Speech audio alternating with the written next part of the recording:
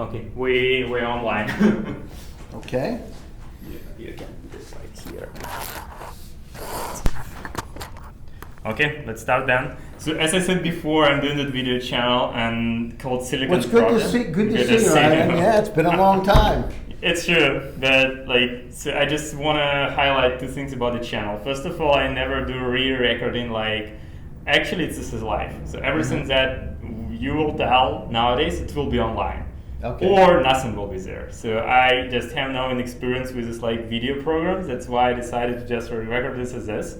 And I'm mostly doing lives. Sure. But for some reason, because of the video quality, I'm doing recording because we have to record 4K and then I'll upload it 4K to the channel. Okay. And if I'll do a live, it will be less than 150K. Okay. And for some reason, YouTube will not promote my videos. That's why Okay. I decided to do that. Okay. So introduce yourself, please. My name is Gary Fowler, and I am the CEO, president, and co-founder of GSD Venture Studios, and I'm also David Yang's partner in yva and DY Investments. Yeah, and you're local for you building businesses in Silicon Valley for the last years? I've been doing building business in Silicon Valley for 40 years. 40? Yeah. My guess was 30. Yeah, well, I actually started my first company when I was 21 years old. And 21. 21. We did $9 million in business. And, it was a fluke. It was dumb luck because I was not smart and didn't know what I was doing. I was just lucky to hit a market at the right place at the right time. And what the company does? So that company was doing innovative technology for the construction market. Wow. So modular homes, Yeah. things that had not really been done a lot at that point. So Wow. I did that, and I've done an IPO on NASDAQ, Click Software. Was 9 mils in revenue? No, Click Software was just sold for $1.35 billion Okay. to Salesforce. That company was an Israeli company, so it was Russians and Israelis in a company, and I became the senior vice president of sales and marketing for the company. And I named the company, Yeah. and we did an IPO. So we've been doing this. This is my 15th company. For 14 years. For 40 years. 40 Wow. years. It's enough. I got a lot of contacts. I've That's met a true. lot of people, It means every single new company in next 2-3 years, right? If we will split it. That's great. So, and what about nowadays? You're doing that venture studio, but Yeah, I'm not so- sure that all the people actually. We just asked Stefan, who's my co-founder, what about that? Did he actually heard about that? And he said it I don't know. Just please explain what the venture studio is. Yeah, exactly. I mean, so I started Startup Academy. I was a co-founder of Startup Academy at Skokovo with Lawrence Wright, and I also started GVA, Launch Gurus. So I've done startups for a long time. And having personally been involved in the environment by doing it, taking my own money and starting companies, I understand that there's some things that are just a challenge. And what you just said just now, you said about my experience, well, imagine the kind of contacts I have. So I've been a professor, an MBA professor, I've done 15 companies, I have a venture fund, I have my third venture fund coming up. Yeah. So I've got a lot of friends. If you look at it, a lot of it's about trust. That's true. Who trusts you? Have you made them money before? Because money follows money. And if you look at it, you developed a wide swath of contacts. In fact, the guy who wrote the book, Business is a Contact Sport, is just becoming my chief strategy officer at our company, so GSD. So Gus Vudavarta. So as of next week. Yeah. So what's the difference between venture studio and a venture fund? Because I believe that a lot of people want to add that, and especially sure, because absolutely. you tried venture fund before and you still held in one, right? I have, this is Me my too. third one. Okay.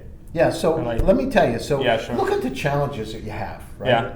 So you're building a company. You come from Moscow, you come from Kaluga, from Vladivostok.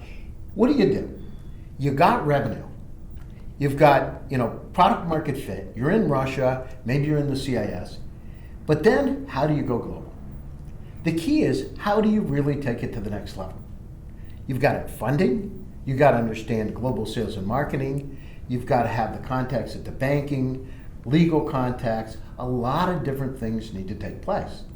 So what I said, I had a lot of my students from Skolkova, from GVA, from a lot of places around the world, from Israel, coming to me in Stanford saying, I need some help.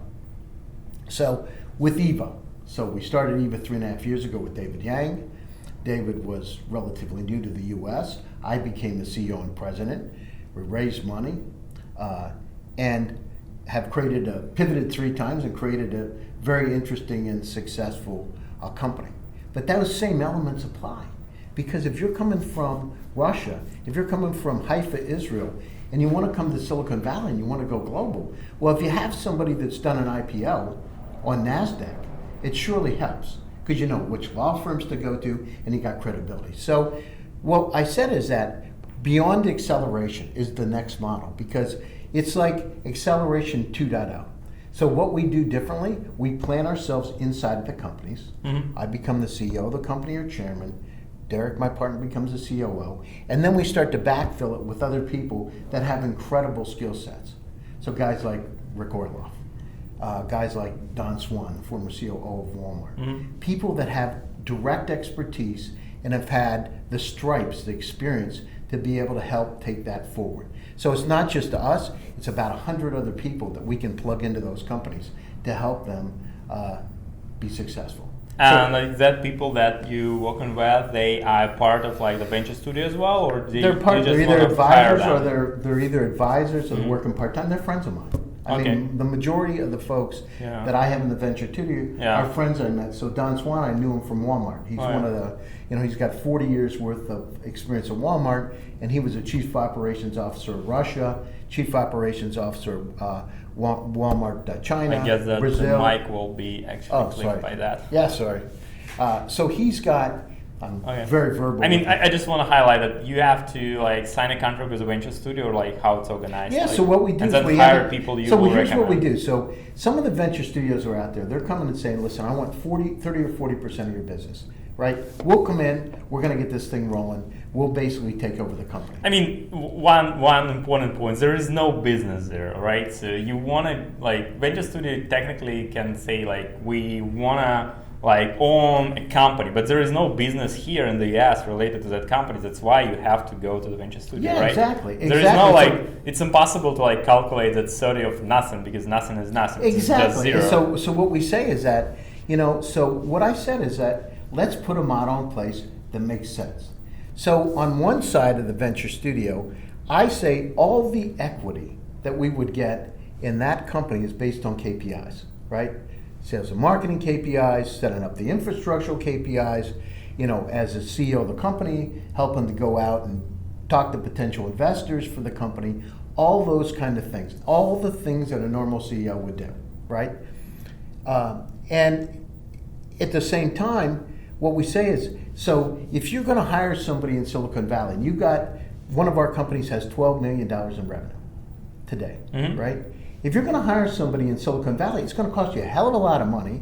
They may not have an affinity or understand, the Russian or Ukrainian or Belarusian or Israeli kind of different mentalities, and they may not feel comfortable. So we said, why don't we have passionate about the region, we're passionate about startups, we'll come in and help them and basically become the company in the valley. So setting up the right kind of infrastructure, using companies like K&L Gates, Bill Gates' father's law firm, right? Getting all the accounting right so they don't have problems with the IRS, right? So setting up a Delaware corporation with an operation in California, giving them a physical presence, office, and basically help them incubate it so that they can go global. And then bring on the most amazing, like we did with you, right? In terms of Rick Orloff, one of the top security advisors in the world, the former CSO of Apple, bring people like that on the board of advisors that have incredible expertise and credibility to make it easier.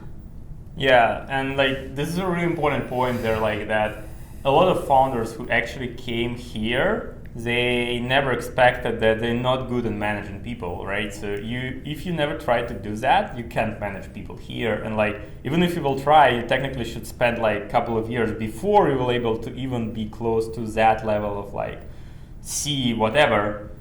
And this is really important stuff there. So this is not just about like language barriers. It's about that fact that like there is no education related to like professional management things. Exactly. And CIS or like even Israel, I guess. And like it's not that easy though. And like you have to try to, I don't know, build at least a couple of companies before you will finally find your own way out to manage people there. And like at the same time, I mean, I'm not sure that it's possible to actually pass every single company through that model that you explained. So probably we have to like discuss like which companies can be actually like incubated through the studio, like which kind of profile should be there, like what companies should do. Because I know a lot of people who's doing like video games or like games for Apple and App Store, and they're pretty successful in Russia or somewhere because they know their key customers and they don't need to manage people there. They're not an enterprise, right? They don't need to communicate with people anyhow. They can just draw like another one, like, I don't know, Icebox and launch new game and achieve new revenue. And its model actually is so well designed already. And they know all the people. And you're exactly right. So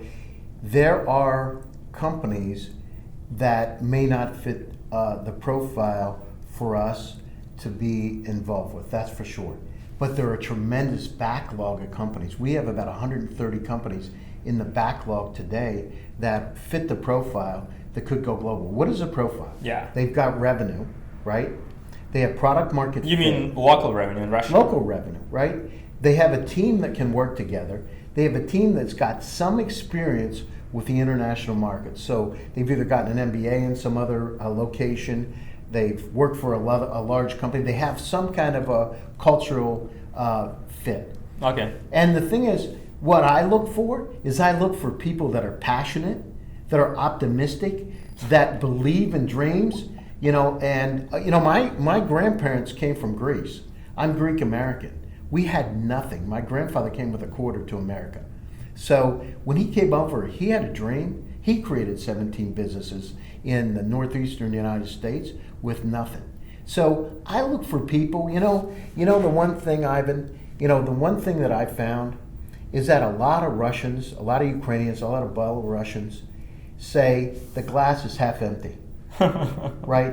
Я не знаю, может быть, так и так, жизнь есть жизнь. It's bullshit. Because if you don't believe in your dream, and you go out to an investor, and I know you know this because you've successfully raised money. You go out to an investor saying, I'm not sure if it's going to work, я не даюсь, я не знаю. They're going to say, what's wrong? How can you say, I hope it works? You've got to go down through and structure it and build a business model that is fundable. And a fundable business model talks about how I'm going to make that customer happy, how I'm going to make that customer successful, and what is the financial impact. I mean, in a few words, like if you can believe in yourself, nobody will believe in you, right? Exactly. Like, that's how it works. At the same time, like there is a kind of like a part of culture of all the people actually from like ex-Soviet Union that to be more negative, to be like more realistic in their like wishes, which is not true sometimes. And like it's pretty hard to break that borders, like an internal mindset border that you have to be a little bit more realistic, and like you have to like normalize your ideas to like the real world. But there is no real world because like the world is something that will change itself every single moment, and like if you know how to drive that, you can be successful. Otherwise, you can achieve a kind of success, but you will never claim that as a success for yourself. Well, so you're right, but let me give you a direct story. Sure. So, I met with a top algorithmic mathematician from Moscow State University. So he gives me a CV because we were working with one of the large U.S. companies. Yep. This is a real story, and I look at his CV and it's like dumbed down. It's like, okay, I've done a little bit of this, I've done a little bit of that. And I said, Sergey, wait a minute, but my friend told me you're like the leading expert and the editor of the magazine in algorithmic math. Why am? I said, if we don't talk about what you have, This is marketing, right? That's true. If you don't talk about what you have, people are not going to buy off on it. So you're right. If there's one thing about, so I'm on my side, I am optimistically realistic. Because at the same time, if you can't pave a path and show people where you're going to go and enchant them, as Guy Kawasaki says, they're not going to do anything with you. That's true. And enchanting, if you're the CEO of a company, what is your role to be? Your role is to raise money, your role is to manage, but your other role is to enchant people and get them so incredibly excited about what you're doing that they're going to grab it out of your hands, as Bob Dorr says, right? They want to grab it out of your hands. So, it's there's a effect called the Pygmalion effect. Yeah. The effect Pygmalion, the self-fulfilling prophecy. If you believe in something and do it, and focus on it, people say, you're the greatest at this, you become the greatest. It becomes a self-fulfilling prophecy. So that's part of it.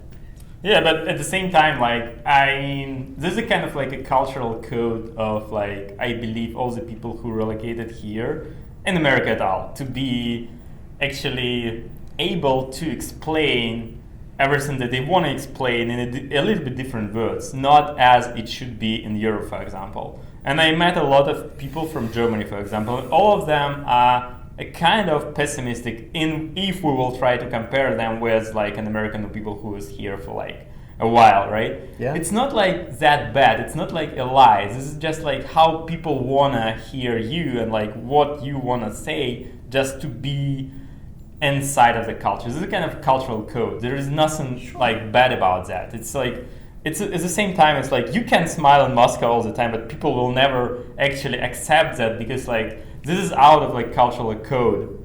Plus, it's cold there. I mean, it's not that easy to do that things there. But at it's the cold same in time, Canada and people smile. That's you know true. what I mean? I mean, if you go to Montreal, people are that's smiling, true. right? That's true. And the thing is, I'll tell you this: and I've been coming to Russia since 1992, so I've seen a lot of stuff. I've lived there a long time. I've seen incredible things. People want to smile. People want to have hope everywhere. And the thing is, it comes out. And so part of it, when I first started Startup Academy with Lawrence Wright, they said, oh, I don't think Silicon Valley's the place for us. I don't think it's going to work. Americans are too optimistic. But when they come, and I'm sure you've heard this before, they fell in love with it. So because they feel hope, they feel the optimism, and they see success. They see the Mark Zuckerbergs. They see the Teslas of the world. They see incredible the Veeams, right? They see companies, Wow Arms. They see companies that have come here and have done something extraordinary. My company, Click Software, was a little tiny Israeli company, right? We had a meeting like this, and we decided to do an IPO of the company. I named it Click Software personally. We decided to name the company. We had no money, right? We went out and did an IPO on NASDAQ. The market went like this. We raised $28 million, nothing. But the company was just sold for $1.35 billion 4.5 months ago. So we believed and we kept focusing on the positive thing. And you're right, it's on one side you got to be realistic. It's not like bullshit. If you got numbers and this is true. If you got numbers, listen, it's one thing to say, oh, I don't know if we're going to make it as a company. I hear this.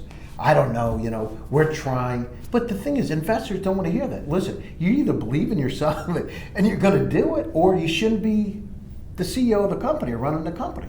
So what we want to do is, what I've found, and I've done this a long time and I've seen a lot with all of my companies, is that it's about, taking the words, so if I'm a Pushkin, a Dostoevsky, and I take the words and I can make them magical, that's part of marketing, right?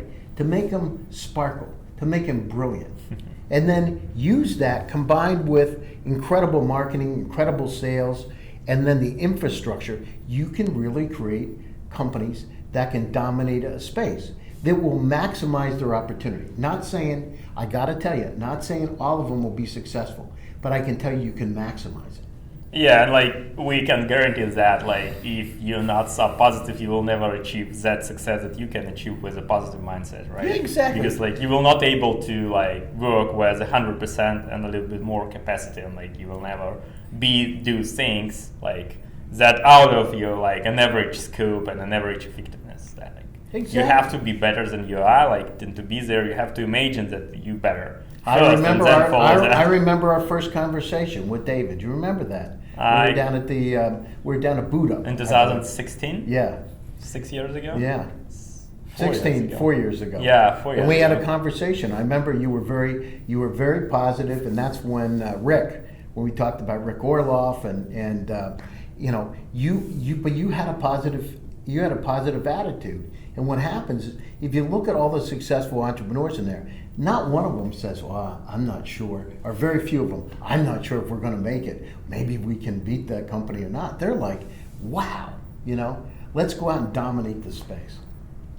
Yeah, but at the same time, they can also explain how they can also execute that success, and like they can't just present an idea or like motivate people by just words. They also can prove that by their experience and like everything that they did before or everything that they want to do. Exactly. And like people they can hire and people that will follow them, which is an important part of that success. Exactly. It's not enough to just claim that. You have to do that, and this is a hard job. Well, You have to do it daily. that's one of the things. That's one of the reasons why, you know, when I started to have my students from Skolkova and GVA and friends from all over come to me and say, "Geez, would you like to get involved with our company?"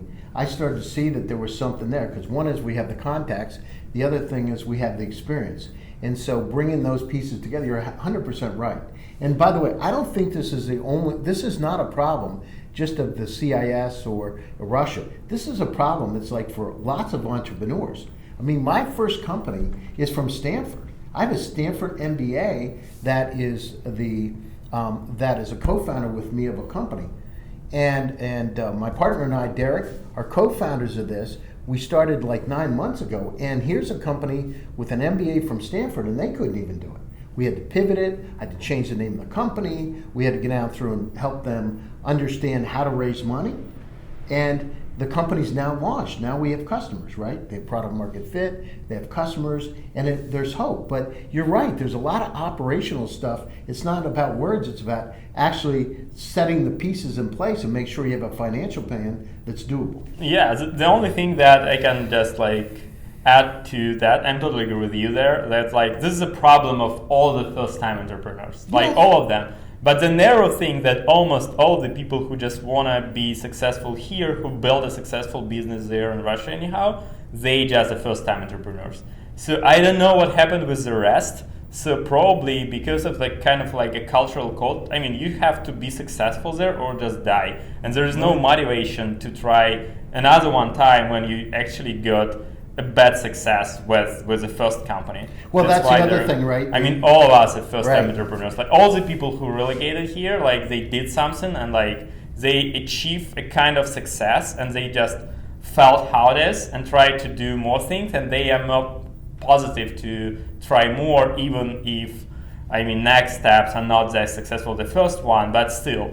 And that's why. And like people here, they're more positive in terms of like, okay, I can try to do my business, and if we will not get that success that I want to do, I can try again. And like, I will not be that like, feel myself bad because of that, just because like this is an experience, Yeah. and like you have to achieve that. And so I mean, you hit another point. Another point is, and I didn't mention it exactly, is that failure is not a good thing in Russia, right? That's In true. Ukraine and There's a Belarus. cultural It's code, not right? it's not a good thing. Your grandmother says, "Ivan, you should go work for Gazprom. You should go do this. What's wrong with you? You graduated from MIPT. You know, you've got all these degrees. Why don't you move to have a stable thing?" And so it's not encouraged. And by the way, but there's a lot of places it's not encouraged, right? It's not just Russia. It's just failure is not a good thing. So what we got to look at is that it's like it's like when you're going down the street, and what do we say? You need to do a Rosvarot. You need to do a U-turn. It doesn't mean you failed. You just made a mistake and missed a turn. So let's make a turn. Let's not look at it as failure per se. Let's figure out how to pivot and move in another direction. Yeah, and like the narrow thing that bad moods will kill you, because like you will never achieve the success if like you will be take care about like the bad moods that you did. I mean, you have to spend not more than half an hour to like negotiate with yourself about your previous failures, and you have to spend that half an hour just as a scientist to like make your own decision, put some kind of like results on the map, and like decide for yourself which kind of things you have to do to don't like take the same things again. And that's it. Don't like try to put more emotions there, because that life with a business, it's out of emotions. That's I'll tell you a really interesting conversation. I just have to check if we're still recording there, like since it's not the professional stuff there. What's going on there? Oh, okay, everything is good. Good. It's 25 minutes, we're online, everything is good. Yeah. So, that's a really good point. And I want to tell you this because I had an incredible conversation. I went out with the brother of Larry Page, Carl Page. Carl's one of the original investors in Google. And I was with Rupert Murdoch's right-hand man, Andrew Straczynski. Andrew bought the Wall Street Journal for $4 billion. I met him in Palo Alto. Carl Page actually set up the meeting for me. So an actor friend of mine from Hollywood came up and we went out. It was just a fascinating dinner. And one of the things that he said was incredible. So Andrew sat next to me and he and Carl were talking. And I said to Andrew, I said, how long have you been doing this in entrepreneur, working with entrepreneurs? He said, a long time. And Rupert's his best friend. He said, I said, well, how did you get about this? He said, well, I did a study. And I looked at things, what constitutes an entrepreneur? I studied 3,000 entrepreneurs around the world. Yeah. And here's a guy that's been, he bought the Wall Street Journal for $4 billion. So I said to him, what did you find? One thing. And it's to your point, Ivan. He said, they have amnesia. They never talk about the past. They let it go.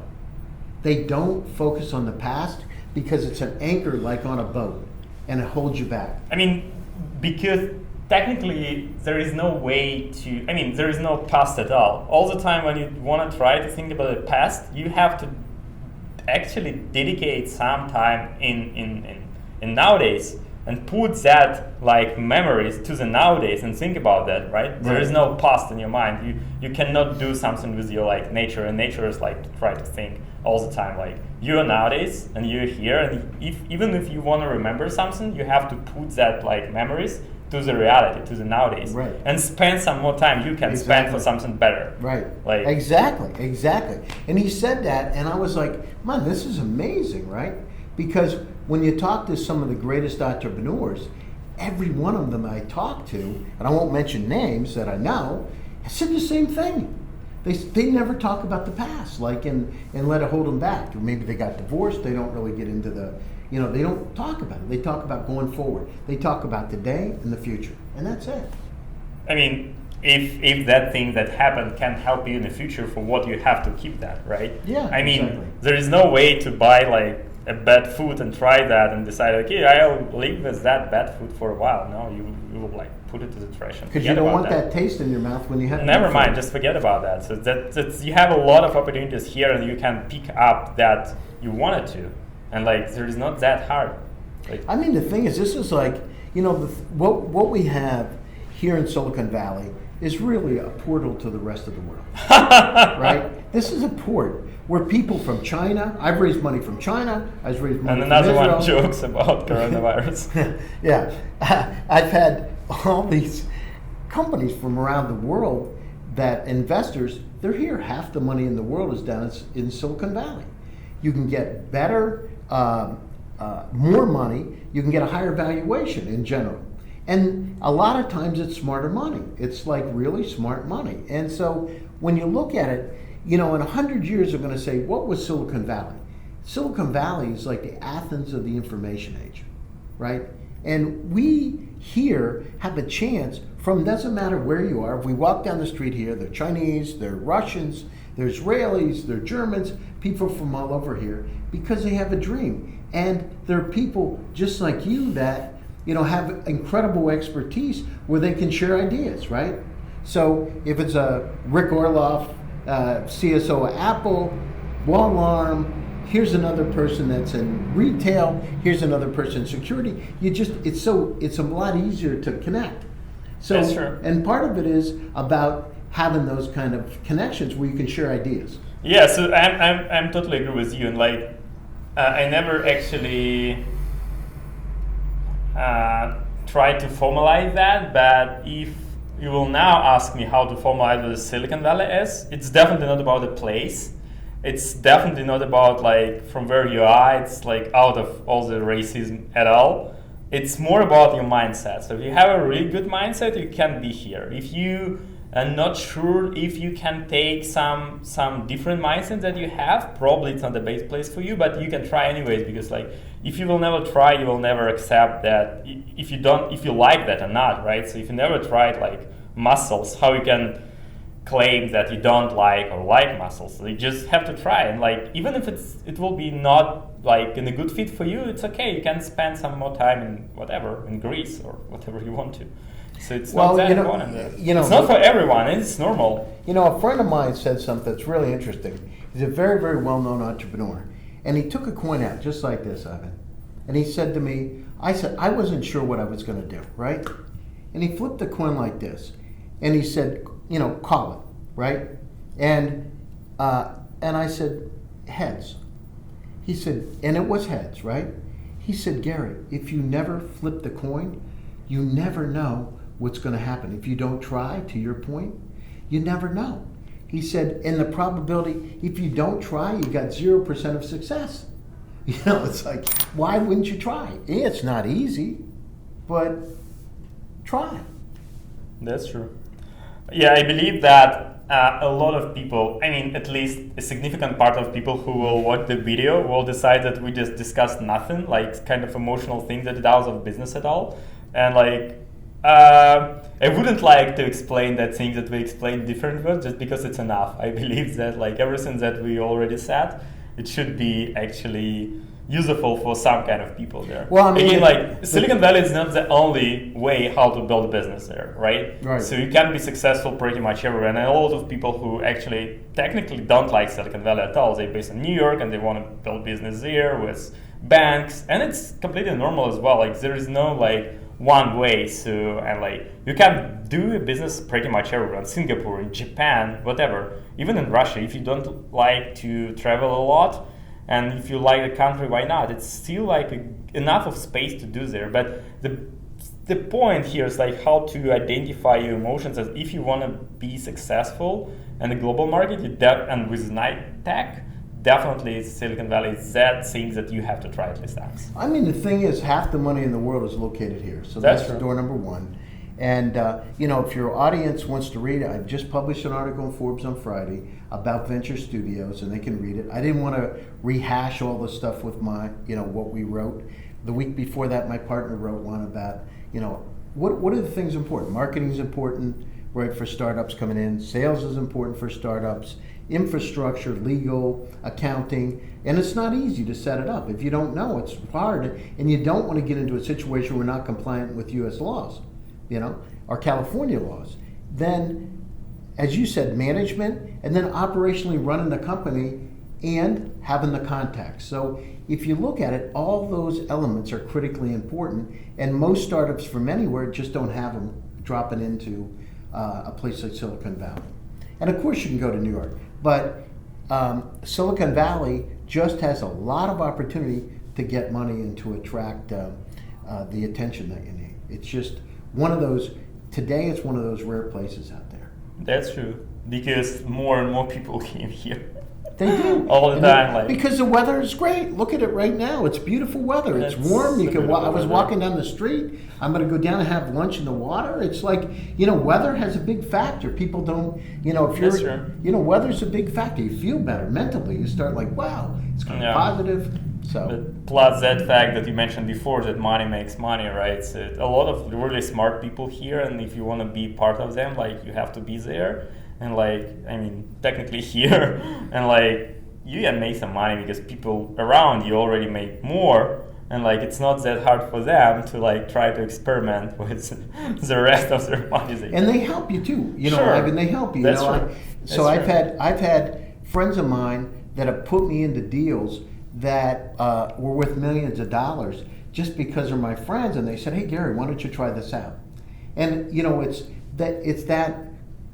that element of the valley is because you're there with them. You just happen to see them in Palo Alto. I met David, right? Yeah. I was walking down University. This is a true story. David Yang, my partner, is famous in Russia for founding Abbey. I'm walking down the street, and I had seen him in Russia with Guy Kawasaki. I was on stage at Skolkovo, and Guy was with me, and David and I talked, and David says, "Hey Gary, how are you?"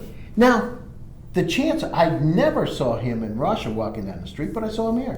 He said, "I'm looking for a co-founder and CEO. I want to start a company. Do you know anybody that would be interested?" And it was just because I was walking down the street. Yeah, that's true. It happens here. Like a lot of like smart people around, and you can increase the chance to meet someone, right? You want to meet. Yeah, exactly. That's Exactly. true. And you just put yourself. If you're going to go out to meet somebody, you want to make sure you go to the right environment, the right club, or the right. If you want to sail, you go to where they have sailboats. You don't go to some place where they're selling trucks. That's true. And so we have. There's just an incredible opportunity for these. We're focused on growth stage startups, right? It's not like a startup, starting from square one where they're going to go to Y Combinator or they're going to go to GVA. It's not that kind of a startup. We are at growth stage startups. I ascertain that they have product market fit, whether or not they're capable of going global, they have the right mentality. Do they have any revenue? And what's the cutoff of the revenue there? I mean, the thing is, it's probably $500,000, $1 million. It really depends on the company and what kind of growth they're experiencing. Yeah, you mean $1 million a year? Yeah, I mean, so I would say $500,000 to $1 million in recurring. Okay. And so what we want to do is we want to find companies that fit that kind of a model, that are passionate about it. And, we're very soon we will have access to a fund of almost $100 million. So that now locked in with what we're doing, and these are, was just an idea I have is, a fund. I built a fund with GVA. We had about a $10 million fund. GVA launched Gurus, and it's like now's the time for these growth stage companies to get investment. So I think this is the best time it's ever been in Silicon Valley. And again, I've been doing this for a long time, but I think this is the best time, especially for companies in artificial intelligence, because Russia, Ukraine, Belarus, Israel completely dominate that space and have some of the smartest folks in the world. So what do we provide? In a sense, we provide the operations front end, and they're providing the back end, and we work as a team. So they're doing all the R&D work. We're creating great jobs in Russia. They're getting paid as good or better than other people, and they also share in the equity of the company. So employee stock options and that kind of thing. Yeah, and you said before that like 40% of the company is like too high for that, and like what's your price there? How it should be? So there's two models of it. One is on one side of it. So the equity depends on how the equity set up. It's anywhere, I would say 8 to 10%, 8 to 12% of equity based on KPIs. If we don't perform, we don't get it, right? Okay, sure. On the other side of it, what we do is we charge a monthly fee, which is a lot less than you would have for executives from Silicon Valley. So in that fee, it depends on the company, can run anywhere from $15,000, $16,000 to $25,000, $30,000 a month. Depends on the kind of resources I gotta have. So, but you're getting, top resources involved with the company. So on that side of it, it's not a lot. But what we want to do is find companies. We don't want to just take money from companies. I want companies that can truly be billion-dollar companies, right? And the only reason they're getting $15,000 or $20,000 or $30,000 from a company per month. It's not going to kill me financially, me personally, but I want to make sure they're committed to doing this. Because what I don't want to get into a situation where they're not really fully engaged to come to the U.S. And by taking some money from them, getting them to contribute, it gets them engaged, and I'm sure they're going to be active and pushing. And what I found is that if I don't do that, there's no sense of urgency at all. Yeah, at the same time for companies, it's a little bit hard to start with some kind of commitments like that because it's not that easy to, you're definitely right about the KPIs, but the narrow question here is like, is it like a yearly KPI, a quarter KPI, whatever? Because like if you're doing an enterprise sales, there is no way to achieve first sales in the next like quarter. So it's customized to each company. We Yeah, gotta look sure. at it, the company, we got to find out where they are, what they're on track for, how much money needs to be raised for the company. So it's really based on that particular company. So I don't have one overall thing and Sure. saying it's this. It's based on diving in and going through the financials, saying what do we need to do to bring them over? Yeah. What kind of resources do we need to have, and how long it's going to take it. So it takes 6 months, it takes 6 months to raise money. It takes 2 to 3 months to get a company set up right in the U.S. People say, no, I can do it in one day. I can go online with quick setup and do it. But what happens? You're going to spend $50,000 to fix the problem once a company starts to take off and you try to get funding, right? And so what happens is, what we want to do, it's like building a dacha. You want to make sure you have the foundation straight, so when they put the structure up, it's going to work. Not that it's going to lean or there's a problem with it. We want to make sure the foundation's built. So we want to be fair, we want to be right, and I said on the KPI side, from my standpoint, I don't want to come in and have somebody say, well, you're just taking equity in the company. That's not it. We want to earn the equity in the company. We're a partner, we're co-founders of the company. We're using our credibility that we have built to be able to help that company grow and to the best chance to be able to become $1 billion company. And how many companies actually you can work with in parallel? Well, the thing is, then it's not just me, right? It's Sure. not just. You as a studio. Well, so we have 100 different advisors. It depends on the resources. I don't know, 20, 30 companies at any one time. But it's not. Again, it wouldn't be just me. Maybe there's another CEO that would come in. For now, I'm the CEO, many times chairman and president of the company. Derek's the COO, and then Daniil Kizlinski is a VP of Growth and Development. So, we build it out. Then I get my chief of staff involved. So it's really based on what that particular company needs and what other resources I need to deploy. For instance, one of the companies, the former COO of Walmart, is going to come in as a chief strategy officer of the company. Imagine that. If you're in retail and you have the former COO of Walmart, what does it do? He knows everybody, virtually almost everybody, because he's been successful, right? And so what we do is we bring those kind of resources to bear. Yeah. And so the other thing, I want to be clear about this, our goal is not to stay with that company the whole time. Our goal is to get them to a Series A, maybe a Series B. I know, right, if I'm the CEO of that company, that I'm not the guy that's going to, want to be deep diving in terms of operations much past the Series A, let alone a Series B. Our thing is to get the company stable so they can grow. And they're over here and they're successful. Yes, we can still stay involved, but I want to find people that are way smarter than myself. I'm looking for CEOs that can replace us to run these companies that have deep expertise. But the other thing is, most of the time, they don't want to come into the startups. Okay, here's a Russian startup or Ukrainian startup. I don't know who they are. Is it safe? Is it this, right? I hear it all the time. And so what we say is, let's get it set up so they understand it's a U.S. company based in California. This is a team that we've got in place. This is the kind of AI and patents that we have in place. And find that person so they're comfortable too. So in one sense, we're like a matchmaker, and it works. So it's been working. I did it with yva. It's worked with yva. We did it with Click Software, the Israeli company. It just got sold to Salesforce. So the model works. My e-commerce company brought in. I've done it a lot of different times. I think that now is absolutely the time for companies at a growth stage.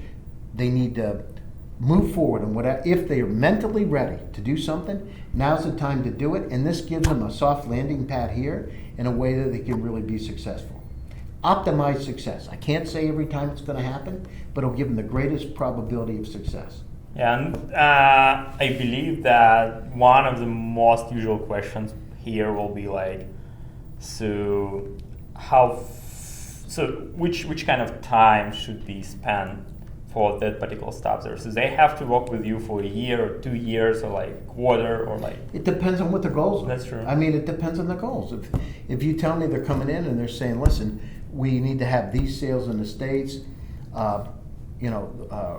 so we look at sales, we look at marketing, what's our marketing look like, how hard is the infrastructure be able to set up. It takes 2 to 3 months to set up a company properly in the States, right? From that point, it takes about 6 months to raise money. I mean, it's just the average. Then the situation is having sales to be able to support it. Yes, I've been able very successfully to raise money without having sales, but it really helps a lot in terms of the valuation to have sales. So what we want to do is, what does that company need in order we can maximize the valuation and at the same time maximize it so that that company is successful.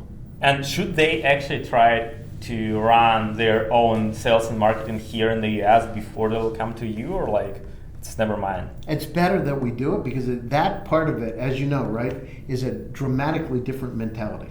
And so we've been very successful running myself internationally, running sales teams, and my partner Derek. So it's better that we set it up and do it right, because the questions come out. It's going to come out.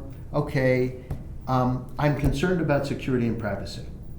So how do you address those kind of issues? You get a guy like Rick Orloff on the board of advisors, right, and get Rick involved in some of those conversations. You get, if it's so you want to make sure that optically that the company looks right, because what you don't want, you may not have a second shot at going to those customers. So if you optically have it set up properly, you have the greatest opportunity for success. So I would, it's like going out to a wedding and not having your tuxedo but wearing sneakers, or a bow tie instead of a tie. You want to make sure that optics are right and the company has that foundation built to be successful. Because what happens with sales and marketing, folks, we have to build the story too. I mean, the other part is we build the story for these companies. And the story, one of our companies started out in security, right, in like governmental kind of security stuff, and we pivoted to stadium security, right? So as we pivoted this down through, we changed it, and guess what? It's a really interesting market, and so we got to understand what we want to sell. So what they sell in their location may not be the same thing that sells here. That's the customer development we do. That's true. And what if you sign an agreement with a company and spend a quarter of time there, set up a company, and how you can actually work with them if there is no plan related to sales and marketing, if there is no the team of couple of people here who are responsible for that or whatever. You want to use their team in Russia to run the campaigns, or how to organize it and how they can be sure that they will able to re-sign a contract with you with no equity if there is no success or the thing is, that's the point, right? Like I said, the amount of money that they pay us per month is not really interesting for me personally, right? Yeah, it's sure. not going to dent me. It's not that much. It's not much for the Valley. So what I'm looking at, so our reputation's on the line. I want to make sure that those companies meet those KPIs, whatever they are, right? Whatever we mutually agree to.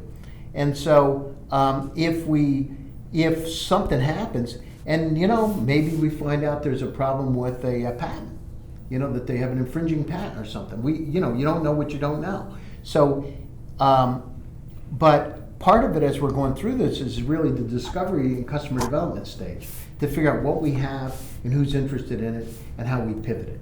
And Derek, my partner, owned a very successful cult following marketing company. He's very, very good at that, and I myself have done a lot of it. So what we want to do with our team, our marketing folks, we go through PowerPoint presentations, we pitch it ourselves. So it's not like we say to the company, listen, you're going to go out and have to do it. No, we're going out, we're listening to the pitches, and we're helping them. Okay. Yeah, so one of the questions in the group was what if we will decide to work with you and spend 2 months and you set up a company or whatever? Will it be kind of a part of a KPI just for 2 months for some equity or not? Because it's a little bit hard to hear that you have to just pay someone, put someone give some equity just for setting company, because it's just a regular job. You can pay lawyers and they will set up. I mean, the thing is, so we look at it as really, that's just one tiny part of it, but it's a critical part of it. So, I mean, it's sort of setting up, getting equity for setting up a company is not, I mean, you're right, anybody can do it. But the other thing is, that's just part of one of many things that we need to do. So that's true. So that's just one system. So, we're not gonna, it's not interesting. If somebody says set up a company, it's not the company for us to work with.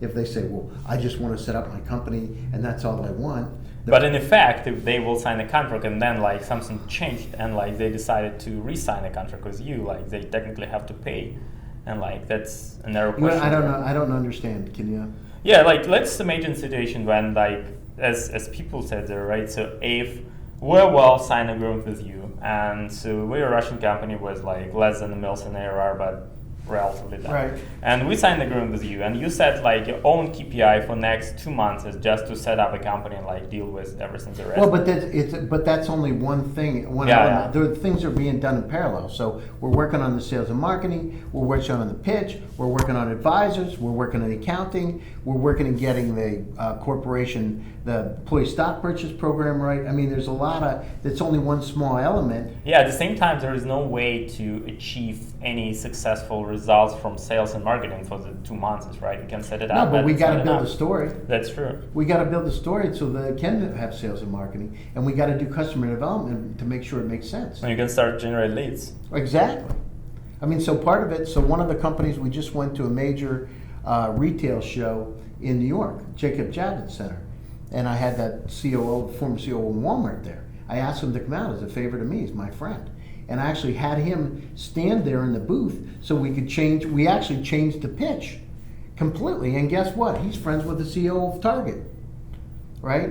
And so, and Southeastern Grocers, a lot of people, we got the pitch completely changed and made really interesting because we had so many, we had probably 50, 60 people come through the booth that we did presentations. Yeah, I totally agree that in enterprise, like everything related to that personal relations, and like if someone will, I mean, some of you like first tier will see you at something, so that thing will be definitely interested for all of them, because like they will count that like you spend so much time and like technically very like expensive time to do something. Like if you're doing that, it means that thing, like a startup or whatever, it's really interesting one. Like you will touch their attention. Like that's true. So okay, so I guess that we recorded enough. So can you just like finish that by some kind of like positive words for people who just want to start a business? Oh, I love that. Yeah, so you have the opportunity to make a dramatic impact. And as we said today, so the difference is like flipping the coin or just trying. So if you've got the right mentality, if you believe you've got the right product, if you believe you've got the right team, and you really want to make a difference, do it. Don't think about it, because there's a lot of people that think about things in this world, but the thing is, you need to do it. Get shit done, which is the name of our company, GSD. Get it done. And Ivan, you're my hero. You've done a great job here in the States. I really appreciate you for taking your time to interview me today. And I wish every one of you in the audience an incredible amount of success. And if you need our help, gsdvs.com. Go to our site, check out some of the articles we have. Be happy to talk to you. Thanks a lot. Thank you. I appreciate your time. Have a good day. Thank you. Let's start. Okay. Dun, dun, dun, dun.